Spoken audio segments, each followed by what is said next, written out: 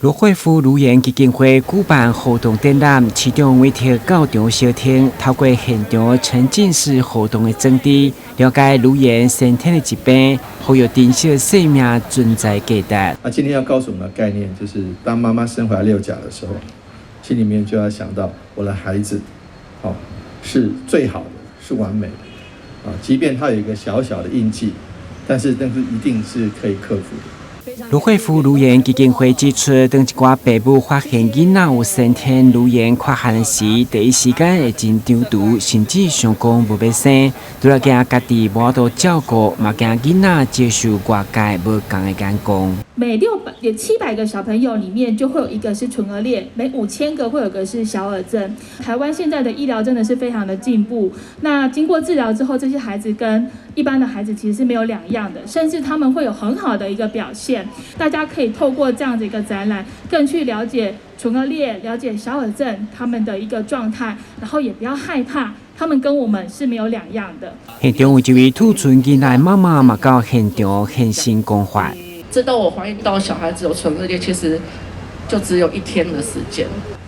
其实我也没有多余的时间去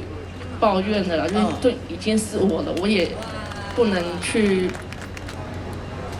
改变什么，那就去接受它。叶玲阿扁甲徐小可嘛特别到场小厅，上了第一摆做人父母的感动，期待台南的民众买当亲身来感受。我们都一直觉得小朋友的出生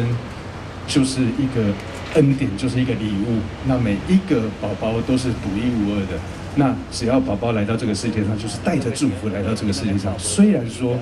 即使他们身体上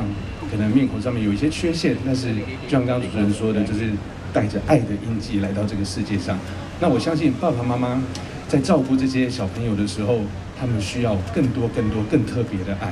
当初我们有知道，我其实比较早知道罗惠夫的这个卢园基金会。那一直以来，其实我觉得要做这件事情其实不容易，因为当一个父母亲他要接受自己孩子有一些卢园上面这些缺陷的时候，其实心里面